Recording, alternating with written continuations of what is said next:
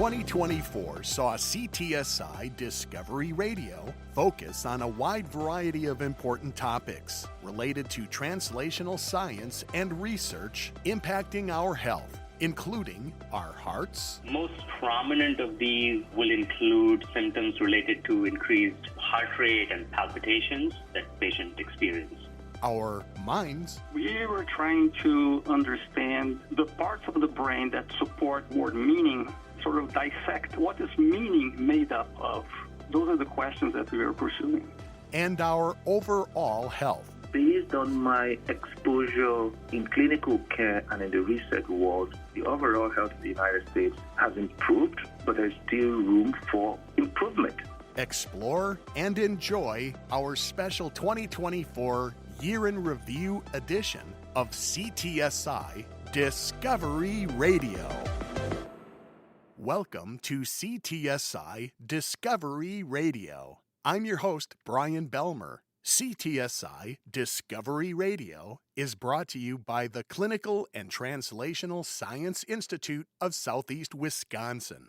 The CTSI is a consortium of researchers, doctors, scientists, and others representing 8 institutions, including the Medical College of Wisconsin, Milwaukee School of Engineering, Marquette University, the University of Wisconsin-Milwaukee, Children's Wisconsin, Froedtert Hospital, Versity Blood Center of Wisconsin, and the Zablocki VA Medical Center. The CTSI works collaboratively across all of our member institutions. Our mission is advancing health through research and discovery. Our 2024 year of shows began with a look at the lingering effects of long COVID. Dr. Mark Barish, Assistant Professor, Department of Medicine, Division of Pulmonary Critical Care and Sleep Medicine at the Medical College of Wisconsin, gave a general definition of what long COVID is. The definition remains sort of in flux, and it's both very vague and somewhat specific at the same time. But really, it describes a range, pretty much head to toe, of new, recurrent, ongoing symptoms that people can develop after having been infected with COVID-19. And these symptoms can last, and we really are not sure where that endpoint is.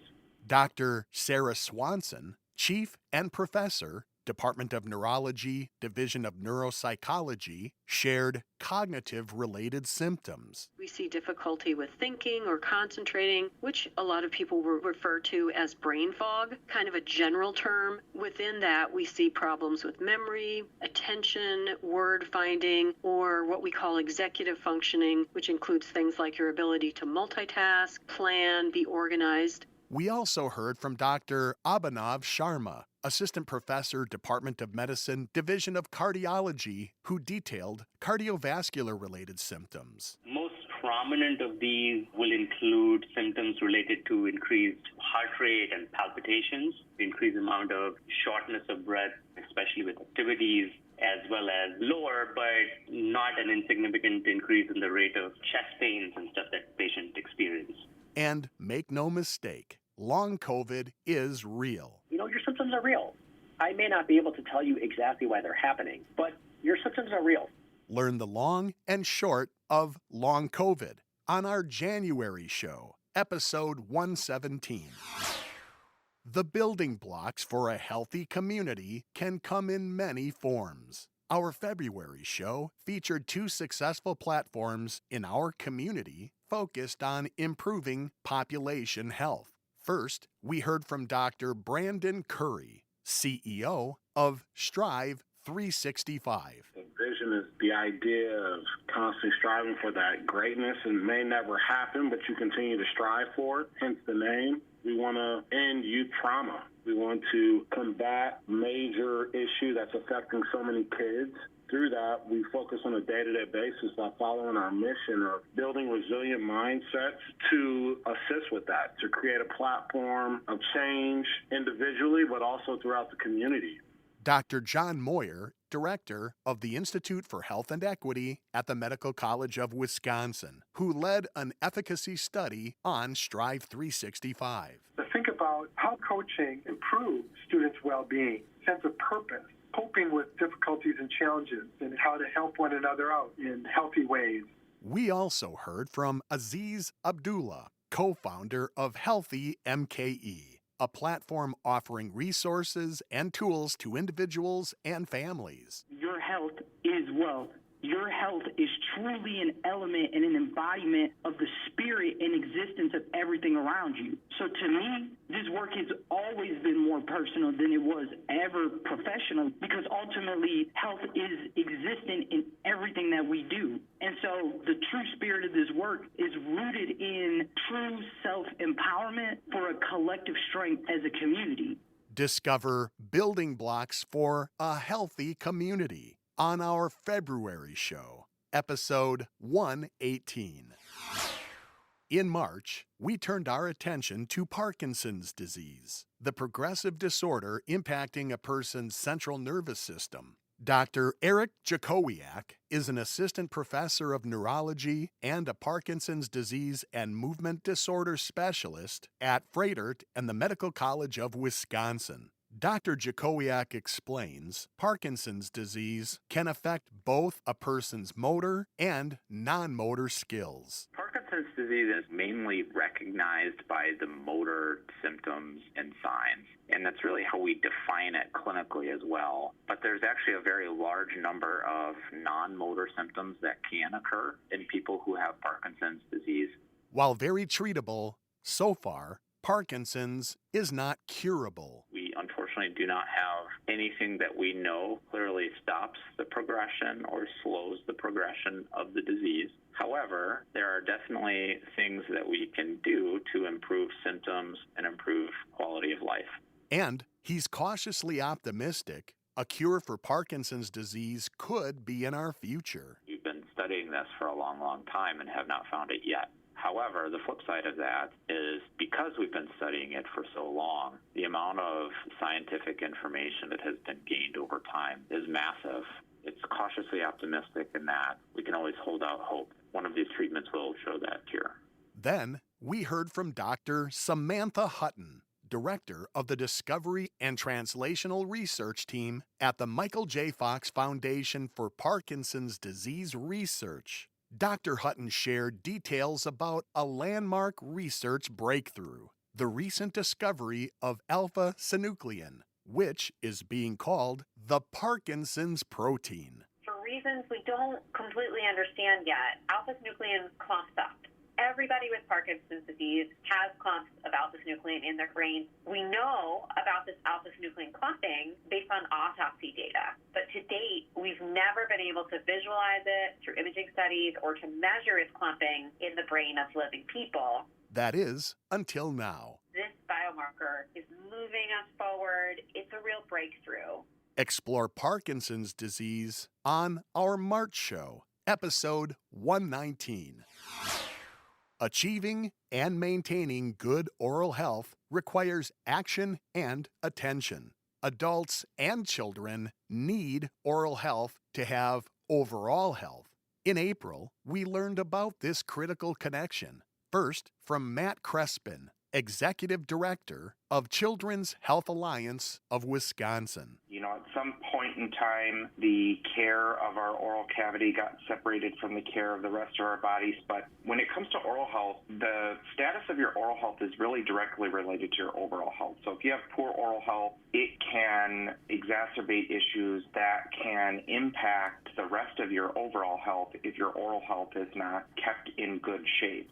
And he also told us dental disease in the form of dental decay or cavity, where a bacteria has started to eat away at the tooth and can get into the middle part of your tooth where your bloodstream and nerves are. People have ended up in emergency rooms to have surgery or have even passed away because of uncontrolled dental disease that the bacteria spreads to their lungs or spreads to their brain and does eventually cause death. So it's a very important thing to keep in check and keep in control. But this isn't easily or equally achievable for everyone. because there are very real challenges in some communities toward maintaining good oral health and gaining access to oral health care. Dr. Christopher Okanseri is a professor of dentistry and director of the predoctoral program in dental public health at Marquette University. Based on my exposure in clinical care and in the research world, the overall health of the United States has improved, but there's still room for improvement. Because while the majority of the population have seen improved oral health, pockets of the population have not enjoyed the same improvement in oral health. That is the picture we are faced with in the United States. So for those fortunate to have access to dental care, please take it very seriously, knowing the connection between oral health and general health. Open wide and discover oral health and oral health disparities on our April show, episode 120. Emergency medicine is specialized, immediate, critical care for patients of all ages, often related to injuries that are preventable. In May, our show featured a special presentation from Dr. Stephen Hargarten, professor of emergency medicine, founding director of the Comprehensive Injury Center, senior science and policy advisor, and founding associate dean for global health at the Medical College of Wisconsin. Dr. Hargarten shared his expert insights on 7 decades of research and leadership in emergency medicine and injury prevention and control, based on his hypothesis that the emergence of emergency medicine specialty and the emergence of injury prevention and control science co-occurred during the same decades beginning in the 60s. Today, Dr. Hargarten tells us emergency physicians hold leadership positions across academia, which he says is both gratifying and a key factor in the growth of emergency medicine and injury prevention and control. It's extraordinary leadership development that we've seen with emergency physicians bringing their first interest of injury prevention and control. And it's an amazing trajectory of some of these leaders. Very interesting to see how that content can provide opportunities for growth. And as emergency medicine grows, we're also taking care of the problem by going upstream. And here in our community, Ground Zero is at Frederick and the Medical College of Wisconsin and Children's Wisconsin. This campus is the single most busy provider of emergency services in the state. Together, these two emergency departments take care of more patients than any other place in the state of Wisconsin.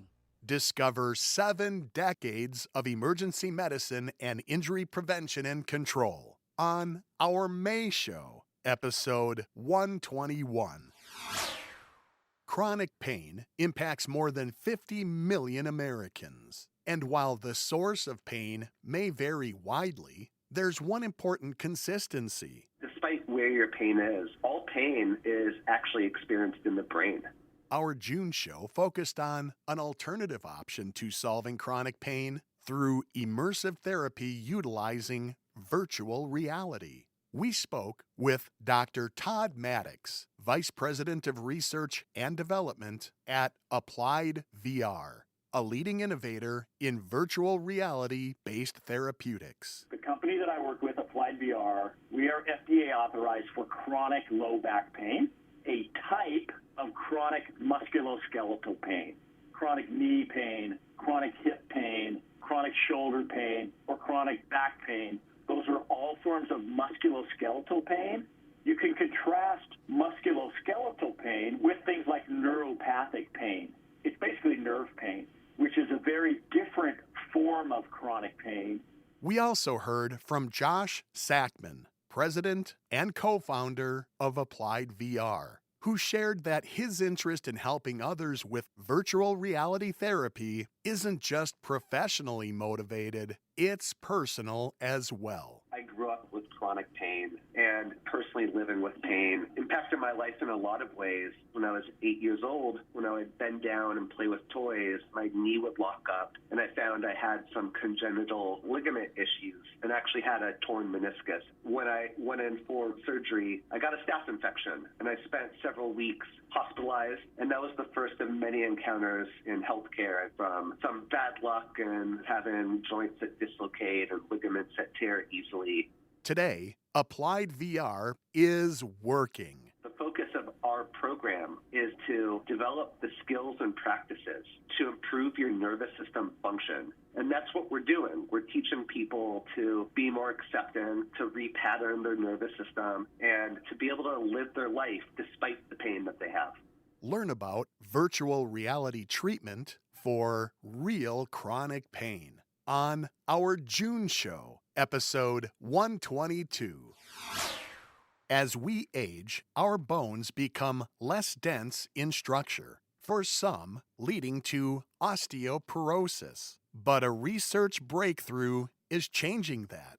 In July, we learned about osteoporosis and bone health with expert insights from Dr. Joan Neuner, professor of women's health and a member of the Osteoporosis and Bone Mineral Disorder Clinic at the Medical College of Wisconsin. Osteoporosis is a bone disorder where there is compromised bone strength. The bones aren't as strong as they should be, and therefore a person has an increased risk of broken bones. We don't know entirely what it is about aging bodies that this happens, essentially universally, because we all lose some bone with age. When we're in young adulthood, we actually hit our maximum bone strength or density at around age 28 to 30. And then after that, everyone has some slight bone loss up until around 50, 55 for women and about 65 for men. Still, she says most people with osteoporosis can maintain a good quality of life. Osteoporosis is really common, but is also something that for many people won't affect you in a negative way other than needing to take medicine. Really making sure you're talking to your doctor and not being too afraid of medicine can make a big difference in your quality of life and have you age well rather than aging in a way where you're getting increasingly frail. We also heard from Dr. Nancy Lane. Dr. Lane is an internationally renowned physician scientist at the University of California, Davis School of Medicine, who, along with her research team, has developed a hybrid molecule that's showing potential for improving bone degeneration. We were very, very lucky in the state of California where we received a $20 million stem cell grant. And right now, there's a clinical trial treatment of early osteonecrosis where a piece of the bone dies. We're studying if this compound gets to that area of the bone, if it can bring in stem cells and regenerate new bone in that area that's been compromised. So it's definitely gone to the clinic. We get to the bone with osteoporosis and bone health on our July show, episode 123. In August, as the CTSI prepares for its fourth grant funding from the National Institutes of Health, we thought it's an ideal time to share insights on the past, present, and future of the CTSI. And who better to do that than Dr. Reza Shakir, Associate Provost for Clinical and Translational Research, Senior Associate Dean and Director of CTSI, and Joseph E. Janine Professor and Chief, Division of Gastroenterology and Hepatology at the Medical College of Wisconsin. Dr. Shakir says it all started with imagination.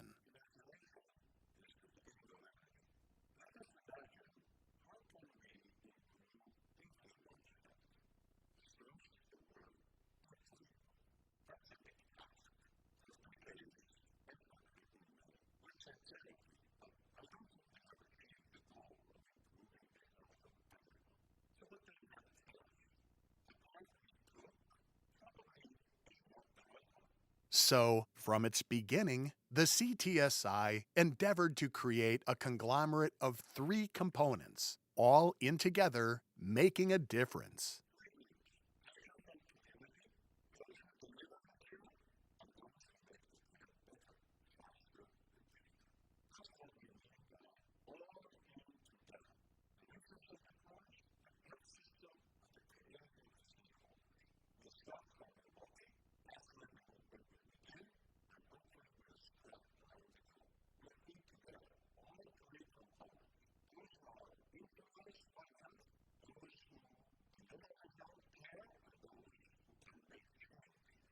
and going about it all with a certain boldness.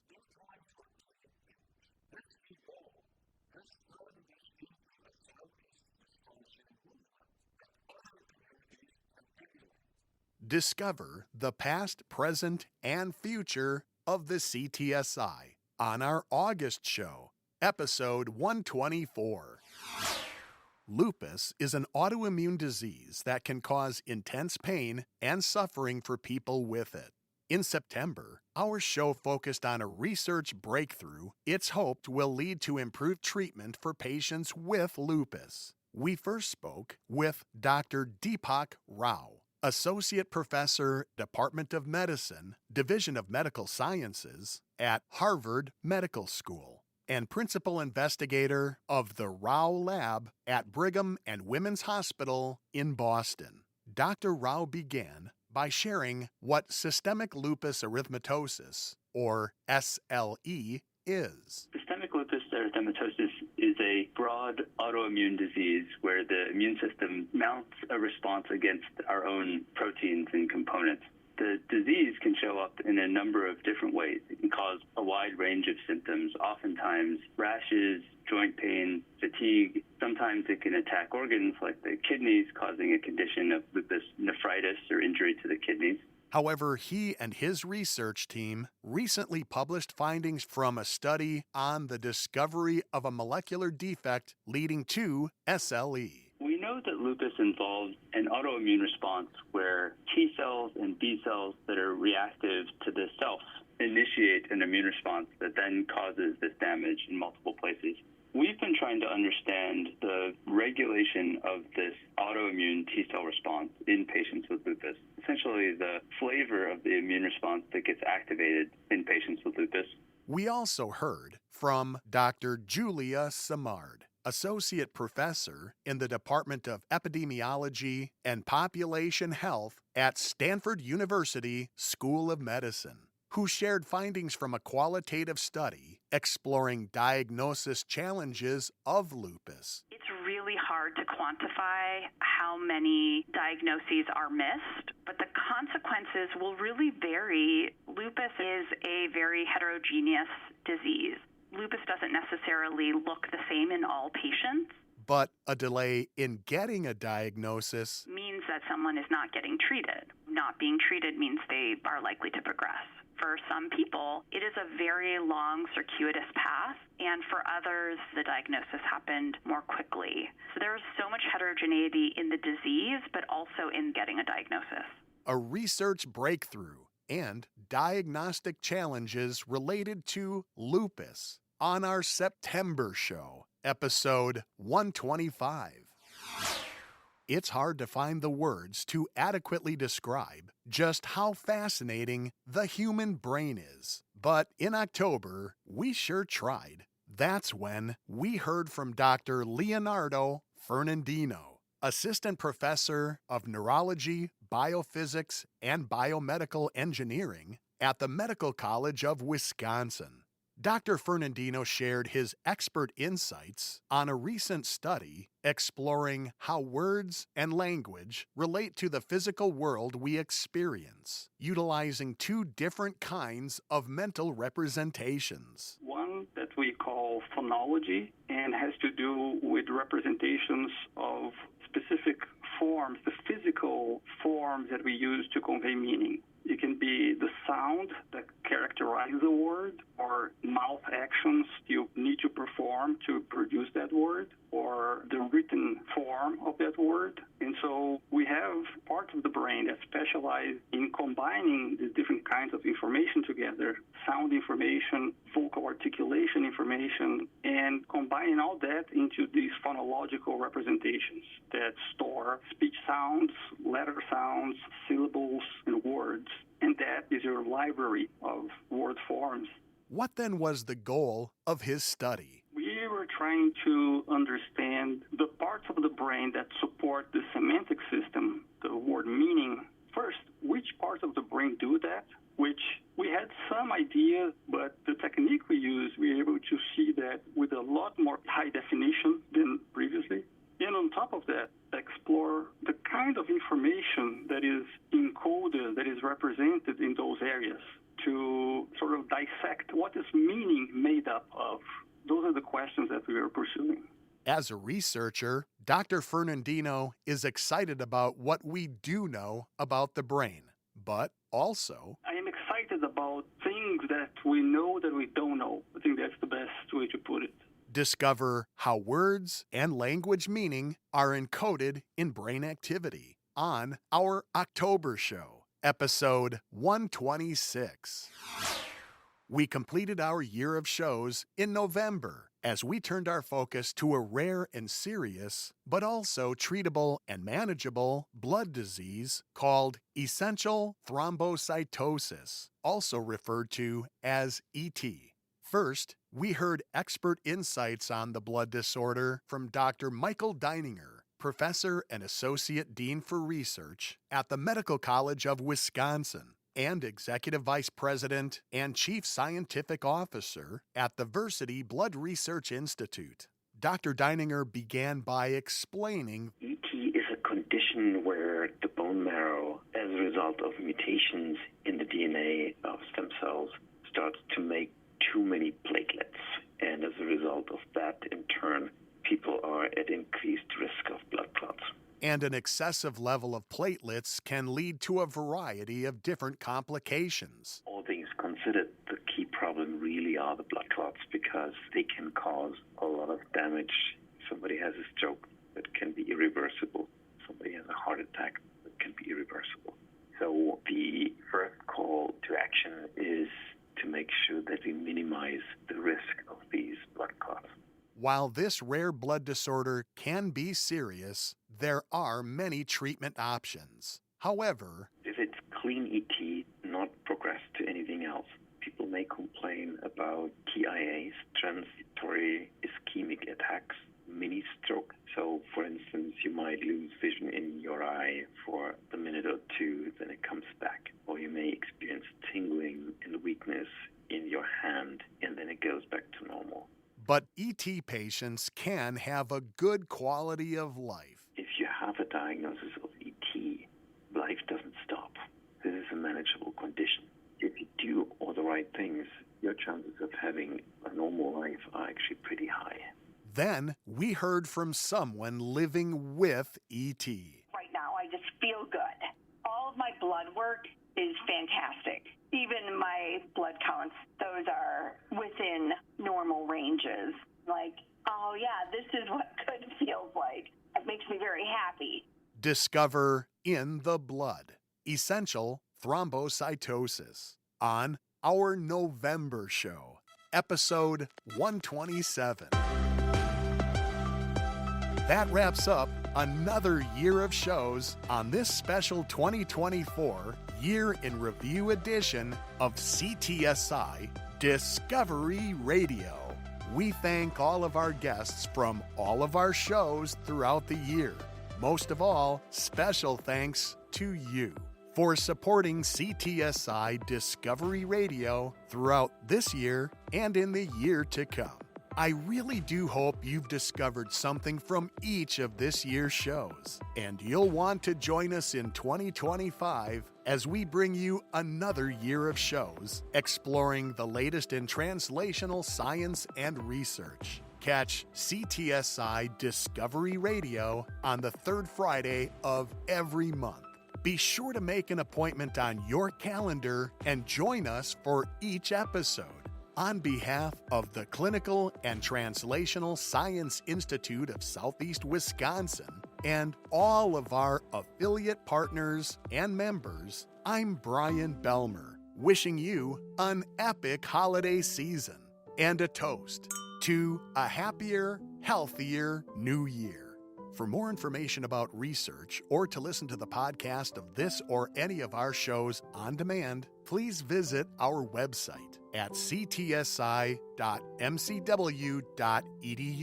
CTSI Discovery Radio is written, produced, and hosted by Brian Belmer in collaboration with WMSE Radio. The CTSI and this program are under the direction of Dr. Reza Shakir.